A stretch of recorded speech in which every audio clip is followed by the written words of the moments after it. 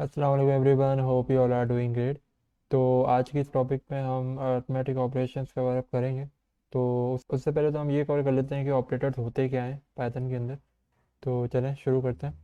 अच्छा, operators basically कोई भी दो वेरिएबल या दो एक्सप्रेशन के दरमियान कोई ऑपरेशन परफॉर्म करवाने को कहते हैं। ठीक है, ये स्पेशल टाइप के कुछ हमारे कैरेक्टर्स होते हैं जो हमारे जैसे कीबोर्ड में हमारे स्पेशल कैरेक्टर्स हैं, वैसे ही ऑपरेटर्स भी पाइथन या किसी प्रोग्रामिंग लैंग्वेज के लिए स्पेशल कैरेक्टर कहलाते हैं। ठीक है, इनका काम क्या होता है, एग्जाम्पल अगर मैंने यहाँ शो की वजह से, तो ये मेनली जो इनके दो मेजर काम है, या तो किसी दो वेरिएबल्स के दरमियान या दो एक्सप्रेशंस के दरमियान आपकी कोई ऑपरेशन परफॉर्म करवाना। ठीक है, अब वेरिएबल तो हम लोग ऑलरेडी पढ़ चुके हैं कि क्या होते हैं। ठीक है, एक्सप्रेशन वो चीज़ जो जिसका कोई एंडिंग पॉइंट ना हो। ठीक है, एक तो हमारे पास होती है इक्वेशन, लेट से ये हमारी इक्वेशन हो गई। ठीक है, एक्सप्रेशन क्या होगी, एक्सप्रेशन होगी ये एक्सप्रेशन जो जिसको क्या कहते हैं, किसी के इक्वल नहीं रखना, जस्ट एक एक्सप्रेशन है, सॉल्व हो गई, दैट्स इट। ठीक है, तो ये इस टाइप की एक्सप्रेशन के दरमियान कोई ऑपरेटर लगाना, तो इसे हम एक्सप्रेशन कहते हैं। ठीक है, तो यहाँ पे ऐसे ऐसे केसेस में ऑपरेटर यूज़ होते हैं। अब हमारे पास बहुत सारे ऑपरेटर्स हैं, हमने कैटेगराइज किए हैं, तो फिलहाल हम आज अर्थमेटिक ऑपरेशन कवर अप करेंगे। तो चलें शुरू करते हैं। तो ये हमारे पास कुछ अर्थमेटिक ऑपरेशन है, हमारे पास addition, subtraction, multiplication, division, modulus and power. ठीक है, तो ये सारे हम कवर करते हैं। बेसिक जो हैं मैथमेटिकल ऑपरेशन, जो हमने चार तो कवर किए हुए ही हैं मैथमेटिक्स में भी, जो हमारे एडिशन एडिशन सब्ट्रैक्शन और मल्टीप्लिकेशन होते हैं, और डिवीजन भी। ठीक है, अब आगे जो मैंने लिखा है ये इनके साइंस हैं। अब क्योंकि प्रोग्रामिंग करते हुए और मैथमेटिक्स लिखते हुए थोड़ा सा फ़र्क है, तो यहाँ पे हमें थोड़ा चीज़ों का ख्याल रखना है। प्लस माइनस तो एज इट इज़ वैसे ही बनेंगे जैसे कीबोर्ड में प्लस माइनस है।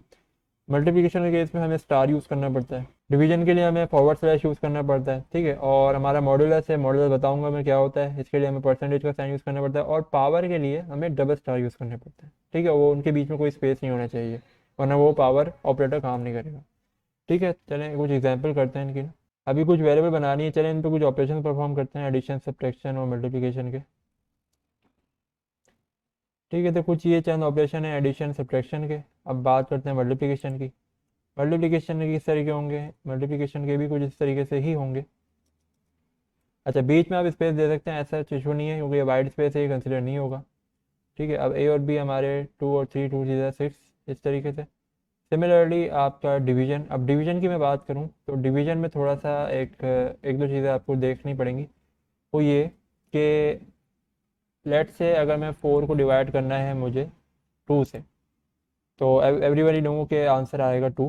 तो प्रोग्राम में कैसे लिखना है, जिस चीज़ को डिवाइड करना है वो हमें पहले लिखना है, जिस चीज़ से डिवाइड करना है उसका स्लैश लगा के उस चीज़ को लिखना है।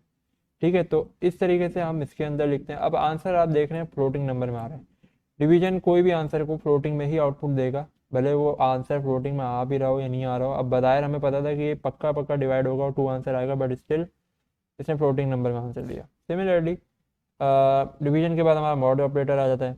अच्छा, मॉड ऑपरेटर क्या होता है, सिमिलर है डिवीजन ऑपरेटर से, फ़र्क थोड़ा सा है। अगर मैं यहाँ परसेंटेज लगा दूँ तो यहाँ पे देखते हैं आउटपुट क्या आता है। अब यहाँ पे आउटपुट आया ज़ीरो। अब इसका रीज़न क्या है, देखें, डिवीजन ऑपरेटर क्या बताता है हमें कि क्वेश्चन क्या था।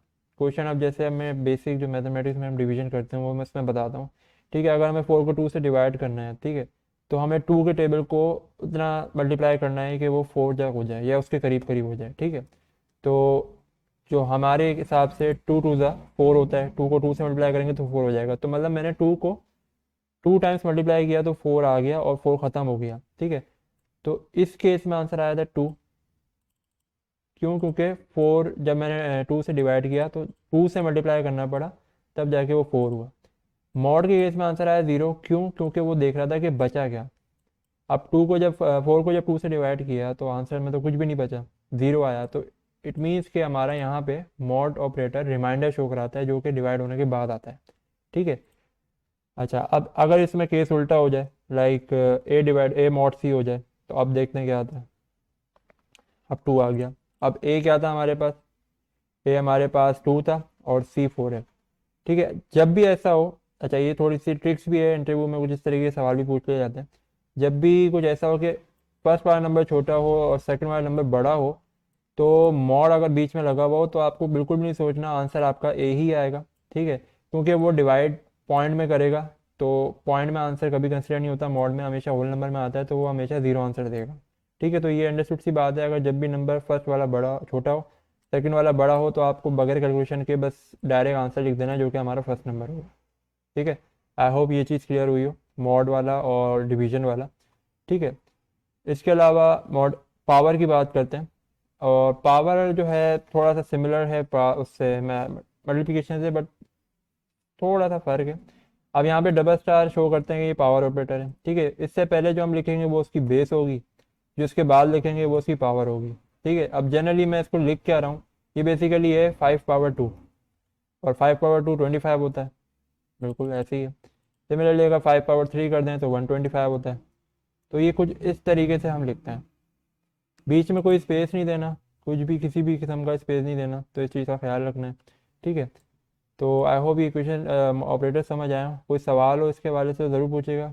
ठीक है, थोड़ी सी एक्सरसाइज हम कवर अप करते हैं इनकी। ठीक है, अभी कुछ चंद एक्सरसाइज हमारे पास पड़ी हुई हैं। a+2b 1 - b/2 25b - cd। ठीक है, मल्टीप्लिकेशन तो हमने कर ली है। अब ये किस तरीके की, ये बेसिकली सारी एक्सप्रेशन है, क्योंकि ये इसमें कोई left hand side right hand side नहीं है। ठीक है, तो इसमें से मैं थर्ड वाली एंड सेकंड वाली उठा लेता हूँ, बाकी आप लोग अपने पास ट्राई करेगा। ठीक है, 1 - b/2, अब ये वाली ट्राई करते हैं। ठीक है, 1 - b/2 में वेरिएबल कौन से यूज़ हो रहे हैं, जस्ट b, तो b = 2। लेट से कोई भी एग्जांपल आप ले लें, वैल्यू रख लेगा, अज्यूम कर लेगा। ठीक है, इक्वेशन बनाते हैं, b 1 - b/2, ऐसे ही है। 1 - b/2 बिल्कुल ऐसे ही है। अच्छा, अब ये जो डिवाइड है ना, मैथ में हम ऐसे लिखते हैं, लेकिन यहाँ पे हमारा स्लैश होता है, तो इस तरह इस चीज़ का ख्याल रखिएगा। ठीक है, वेरीफाई करने का तरीका क्या है अपने आंसर को, कि यहाँ पे भी वही वैल्यू रखिएगा बी की, और यहाँ पे भी आउटपुट में चेक करिएगा कि क्या आंसर आ रहा है। अगर दोनों आंसर मैच हो रहे हैं, इट मीन्स कि आपने इक्वेशन प्रिंट करनी थी। अब यहाँ पे आ रहा है 0। ठीक है, अब वहाँ पे सिमिलरली ये चीज़ पुट करके देखेंगे तो यहाँ पे भी वही आना चाहिए, तो इससे आपका आंसर वेरीफाई हो जाएगा। सेकेंडली ये वाला सवाल हम करते हैं, 24b - cd। अब इसमें कौन कौन से वेरिएबल यूज़ हो रहे हैं, बी, सी एंड डी। ठीक है, तो बना लेते हैं इसको भी। 24, अब यहाँ पे है बी, 24 और बी आपस में मिले हुए हैं। अब हम प्रोग्राम में ऐसे नहीं लिख सकते। ठीक है, हमें बताना पड़ेगा कि ये मल्टीप्लाई हो रहे हैं, तो स्टार लगाना पड़ेगा, 24b - c*d। ठीक है, अब इसको ज़रा हम वेरीफाई करें, 24b - c*d। तो इसमें एक चीज़ का ख्याल रखें, जब भी मल्टीप्लिकेशन हो बीच में बताया, आपको पता है ये मल्टीप्लाई हो रहे हैं, बट प्रोग्राम को बताने के लिए आपको लगाना पड़ेगा मल्टीप्लिकेशन। ठीक है, तो अब इसको प्रिंट कर लेंगे, तो इसका आंसर आ जाएगा। ठीक है, तो इसी तरीके से आप बाकी क्वेश्चंस भी सॉल्व करेगा, आंसर अपने वेरीफाई करेगा। ठीक है, और ये सारे कुछ ऑपरेटर्स हैं जो हम मोस्टली यूज़ करते रहेंगे थ्रू आउट, और आई होप ऑपरेटर्स के हवाले से भी आपका कॉन्सेप्ट क्लियर हुआ होगा।